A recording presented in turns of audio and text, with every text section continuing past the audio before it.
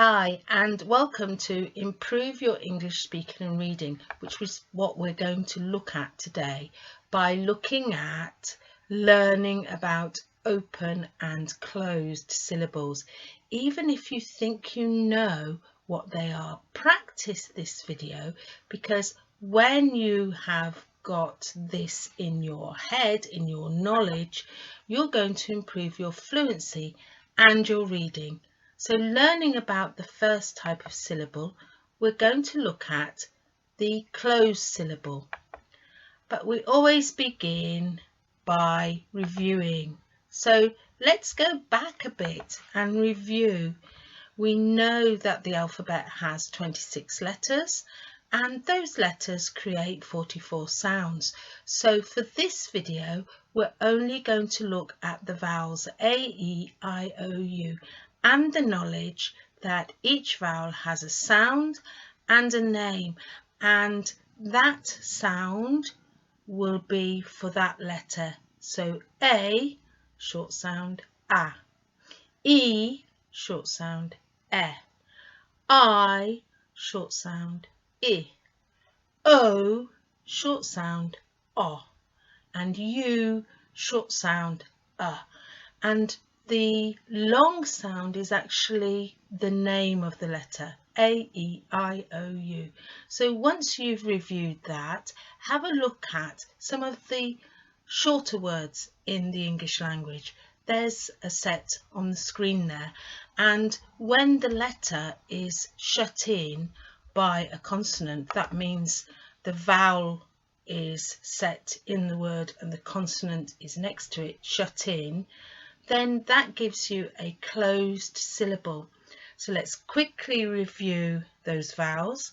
They have a short sound and a long sound, and for this video we're only looking at the vowels for the sounds A, E, I, O, U. So that is A, long sound, short sound A, E, long sound, short sound E, I, long sound, short sound I, O, long sound, short sound O, U, long sound, short sound and I think that U is quite a hard sound when you're looking at the short sound. So remember, it comes from here, so you almost see your shoulders lift as you go yeah, so you're kind of moving backwards. So practice those vowel sounds, because that's going to create greater fluency. And when the vowel is shut in by a consonant or more than one consonant, it's saying its sound, and we place above that the letter that shape that looks like a semi-moon, and that's to show pronunciation that it is the short sound. So you could practice that with words you already know by looking at, can I place that shape over the vowels so that I can see that's the short sound, and it's going to remind me to say it in that way. Think about pattern. So one short vowel followed by a consonant or consonants, and we use the letters V and C and create the pattern for the words. So when you hear us say CVC words, we mean consonant vowel consonant words. If we say CCVCC words, we mean consonant consonant vowel consonant consonant words. So practice with the rule for closed syllables. The vowel is followed by one or more consonants, and practice doing a chart like this where you can add words that you know and move them about and think, how is that pattern working? Where is the vowel? Where are the consonants? And that's when you really start to learn English, when you can look at your words and think about how does it work? Then you're going to speak and read really good English. How does it work? Remember though, some words have more than one or two syllables, so you can spot the closed syllables, and I do this by highlighting the vowels in the word first of all, and then by looking at where are the consonants next to the vowel so that I can think about how do I divide that word into syllables. So let's just look at two of the words on the screen. Signal, you can see it has an I and an A, and it follows the closed syllables rule because the I is followed by a G and the A is followed by an L. So I actually have two vowel sounds. I'm going to have two syllables. So dividing it, it would be sig, null, sig, null, signal. What about jumping? And you'll find this when you're looking at words that have closed syllables and you're adding ing on the end. So jumping, it's going to have two vowels, two syllables, and they're going to be jump, ing. And it's very important that you practice spot the closed syllables in your words, and once we look at open syllables we'll be saying the same. Practice it yourself with words that you know, because that's how you improve your reading and that's how you improve fluency. What about these words? Because not all words are easy with one or two syllables. They might have 3 or 4 syllables. What about on the screen the word Atlantic? Follow the rules to identify the vowel A and I, and then have a look at, are the vowels followed by consonants? If they are, then these are going to be closed syllables. Ah yes, look, the first A is followed by T and L, the second A is followed by N and T, and the last vowel I is followed by a C. So I can see 3 vowel sounds. I'm going to divide this into 3 syllables. At, lan, tick. Okay, Atlantic. What about fantastic, which is what you are if you've followed the video and you're going to do it right to the end for practice. Fantastic. We have 3 vowels. They're followed by consonants, so these are going to be closed syllables, and I only need 3 syllables, so it's going to be fan-tas-tic. And I think once you start going, you'll find that really easy. So practice with words that are on this video and words that you know. And let's move on to learning about the second type of syllable. Well, we've looked at closed syllables, so this one, yes, you're right, is going to be open syllables. Remember to review, think back to what you've just learnt about, your vowels, the 2 sounds, and this time in open syllables we hear the name of the vowel, like we and me and no. And have you thought about the word I? Yes, that's a long sound, it's saying its name, so it's an open syllable, I. And now we're going to have a look at the mark that we put above our letters. Do you remember the mark that we put for the closed syllables? That was that looked like a part of a circle or part of a moon, yes. But this time, to show that we have an open syllable, we're going to use the line. Yes, so just that macron there, the line.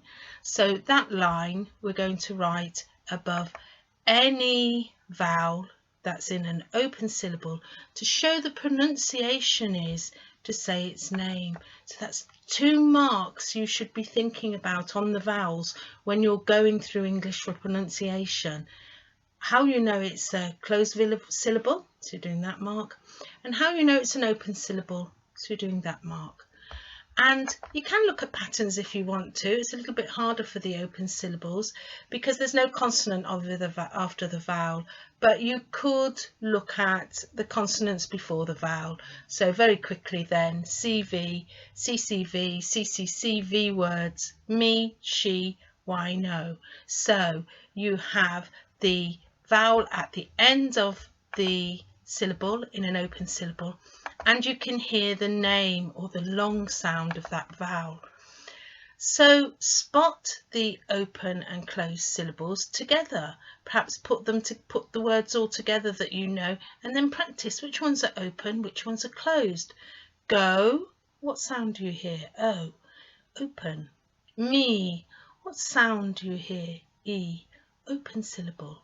Cat, what sound do you hear? Ah, closed syllable. And if you're not sure, look at the fact that there's a consonant after that vowel, so the rule is it's a closed syllable. Bang, what vowel sound do you hear? Ah, so that's going to be a closed syllable, and you can see bang follows the rule of consonants after vowel. And stump, what sound do you hear? That sound, and that's the short sound of the U. And if you're not sure, you're not really clear how to say the word, look at the consonants after the vowel, and if there are consonants after the vowel, it's a closed syllable. If there's no consonants after the vowel, it's an open syllable. And where it gets harder is when you start looking at words and working out, is there a closed syllable in there? Is there an open syllable in there? But you need to do it if you want to be fluent both in your reading and your speaking of English. So divide your words into open and closed syllables and think about, why do I know this?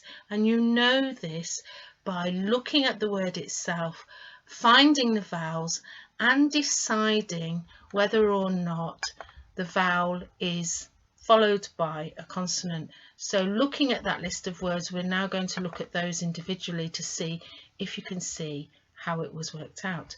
Hotel, ho-tel.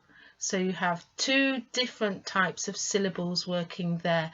The O for the open syllable, ho, and the E for the closed syllable, tel. Hotel. Signal. Oh, here we have two closed signals. I beg your pardon, two closed syllables. Can you see the consonants there after the vowel? Signal. Two syllables, both closed. Rabbit. Again, we have two vowel sounds.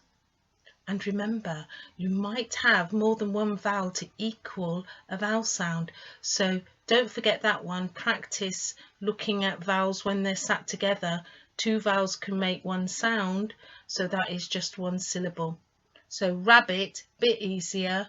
You've got two closed syllables. Rabbit. What about discuss? We use that a lot when we're talking about. Now discuss this with your classmates or with your friends if you're going to have to talk together about something. So discuss, again, it has two syllables because there are two vowel sounds, and it can be divided in the closed syllable format. Stamping. Do you remember what I told you about ing? When you have here, for example, the verb to stamp, and then you add ing, stamp is already a closed syllable. In that word, there's only one vowel sound, and there are consonants after the A. And ing adds another syllable. So stamping, two syllables. What about content? I've got two pictures here for content. Can you see? The first, content, is what's inside. If I say, what's the content of your writing? What have you put in your writing? And we say the word content. However, we also use a different word that's spelled exactly the same to mean the feeling, to be content. Do you hear the difference in the way I emphasised the sounds in those words? Content, content, two totally different words, but if you're looking at it purely from dividing into syllables, you're dividing in the same place. The only difference is we're using a different sound for the two different meanings, so don't get confused with that one. What about defend? And we have there a lovely picture of someone defending the castle. So defend It has an open syllable and a closed syllable. Can you see that there? D, fend. And it has two E's, but they are saying different sounds. The first E is saying its name, the long sound, because it's an open syllable. The second E is making that short sound because it's closed in by the consonant. And this is what this video is about. Look closely, think about why and how it's working. And once you can do that and identify a closed and an open syllable within one word, you're starting to improve your reading, and you might also pick up improving your pronunciation, because if you pronounce the verb sounds for each syllable, then you're saying it in a way that it should be said in English. So admit, if we have a ticket to allow us to go into somewhere, to admit, that's a different meaning to the word admit. When we ask somebody, admit it, it means tell me the truth. Yes, so some of the English words have different meanings according to how we use them and how we say them, but when you're looking at syllables, it's divided in the same way. So here we have admit, so we have two closed syllables because of those consonants. And a quick recap. Make sure that you know the closed syllable is when the vowel is shut in by a consonant or consonants, and it's saying its short sound. Very important for your pronunciation there to get that short sound. And the open syllable, a little bit easier because we know the names of the vowels, so we find the long vowels easier. So maybe when you're doing your recap and practice, you might want to think about, how do I say those short sounds, and am I saying them accurately? And do look at your own set of English words that you've already acquired for your own knowledge of English, and think about, can I divide the words in this way, and do I really know open and closed syllables? And remember, there are 6 types of syllables, and we've actually just completed 2, so we've got 4 more left. So I'll see you tomorrow with the next set. Bye now.